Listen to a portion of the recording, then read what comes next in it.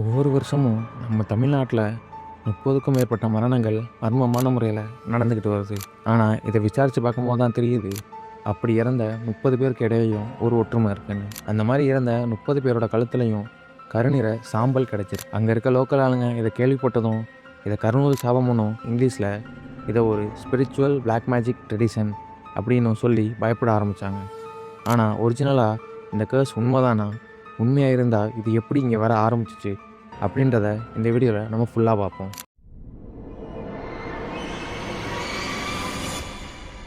இந்த கதை அப்பர்ணான்ற ஒரு 27 வயசு மெடிக்கல் ரிசர்ச் பண்ணுற ஒரு ஸ்டூடெண்ட்டை பற்றினது. அப்பர்ணான்ற இந்த பொண்ணு தன்னோட மெடிக்கல் ரிசர்ச்சுக்காகவும் பண்டைய காலத்தில் நம்மளோட முன்னோர்கள் பயன்படுத்தின மருத்துவ முறைகளை பற்றியும் கற்றுக்கிறதுக்காக ஒரு கிராமத்துக்கு வரா. இந்த கிராமத்தோட பேர் தான் துறிஞ்சிப்பாறை. படிச்சுட்டு வந்த அவளுக்கு இந்த மாதிரி வயிறு ஊறுறது, பேய் ஊட்டுறது, இந்த மாதிரியான விஷயத்துலலாம் சுத்தமாக நம்பிக்கையே இல்லை. அவள் அந்த கிராமத்துக்கு வந்ததுக்கான ஒரே நோக்கம் அறிவியலால் இதை ஈஸியாக நிரூபிக்க முடியும் அப்படின்ற காரணத்துக்காக வந்தாள். அவள் அந்த கிராமத்துக்கு வந்த உடனே ஒரு பழங்கால கைவிடப்பட்ட கோவில் இருந்துச்சு. அந்த கோவில் பக்கத்தில் இருந்த வேப்ப மரத்தில் ஒரு கருநிற நூல் ஒன்று கட்டியிருக்காங்க. அதை அவள் வரும்போது பார்த்துட்டே வரா.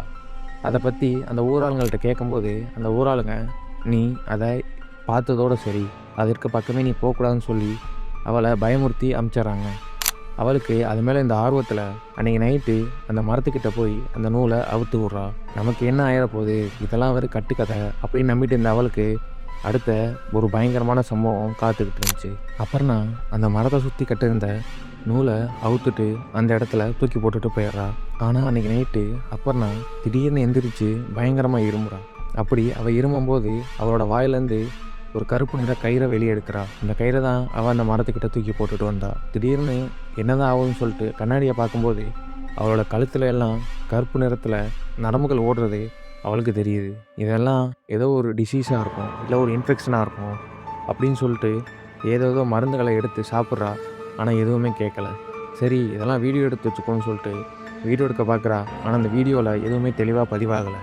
அவளோட சொந்த குரலை விட்டு விட்டு தான் கேட்குது. இதுக்கு நடுவில் அவளுக்கு இன்னொரு குரலும் கேட்குது, நீ இந்த முடிச்ச அவுத்துட்ட, இனிமே நீ தான் எதுக்கு பொறுப்பு அப்படின்ற மாதிரி ஒரு குரல் கேட்குது. இந்த குரல் கேட்டு முடிச்ச அடுத்த செகண்டே பயங்கரமான காற்று அடிக்குது. ஆனால் வெளியே அந்த வேப்ப மரம் கொஞ்சம் கூட அசையல. இது நடக்கும்போதே அவளோட ஜன்னல் வழியாக அவள் எட்டி பார்க்குறா. வீட்டை சுற்றி அந்த புயல் காற்றுல ஒரு கால்தனம் தெரியுது. ஆனால் அந்த இடத்துல யாருமே இல்லை. இப்படி அவள் வீட்டையே சுற்றிட்டு இருந்த கால் தடத்தை பார்த்து பயந்து உறைஞ்சி போய் இருக்க அவளுக்கு அப்படியே அந்த நாள் இரவு முடியுது. அடுத்த நாள் காலையிலையும் அவளுக்கு அந்த பிரச்சனை சரியாகலை. அவளோட தொண்டை எரியுது. அவள் பேச நினச்சி எதுவுமே பேச முடியலை. அவள் லங்ஸ் வழியாக ஒழுங்காக மூச்சு கூட விட முடியல. அவளோட தலைக்குள்ளே ஏதோ ஒரு குரல் கேட்டுட்ருக்க மாதிரியே இருக்குது. அவள் அதெல்லாம் ரெக்கார்ட் பண்ண ட்ரை பண்ணாலும் அவளோட கைகள் பயத்தில் பயங்கரமாக ஆடுது. அவள் பேச நினைக்கும் போது திடீர்னு ஒரு குரல் அந்த ரெக்கார்டிங் இடையில கேட்குது, ரெக்கார்டிங் கம்ப்ளீட், போஸ்ட் அக்செப்டட் அப்படின்ற வார்த்தையை அவள் கேட்ட உடனே பயங்கர ஷாக்காகிறான். ஏன்னா அவள் இந்த ரெக்கார்டிங் பண்ணும்போது கண்ணாடி முன்னாடி நின்றுக்கிட்டு இருந்தாள். அவள் அந்த கண்ணாடியை பார்க்கும்போது அவளோட உதடுகள் அசையவே இல்லை. அப்படின்னா இது யாரோட குரலாக இருக்குன்னு சொல்லிட்டு பயத்தில் ஆடி போயிருந்தான். அதே சமயம் அவளோட முடிகள் எல்லாம் இந்த பிளாக் மேஜிக், அதாவது சூனியம் பண்ணுறவங்க பண்ணுற மாதிரி அவளோட முடிகள் தானாகவே அதோட முனைகளில் முடிச்சு போட்டுக்க ஆரம்பிச்சிச்சு.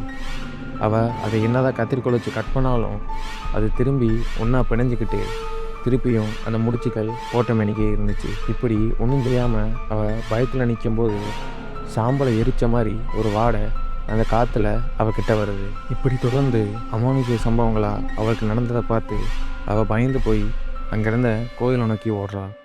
ஆனால் அங்கே இருந்த பூசாரி அவள் வரதை பார்த்துட்டு உடனே கோவில் நடைய சாத்திடுறான். ஏன்னு கேட்டு இவள் அழுகும்போது அவன் சொல்கிறான், நீ அந்த கைத்தை மட்டும் ஓக்கலை, அந்த சாபத்தையே மொத்தமாக விடுவிச்சிட்ட.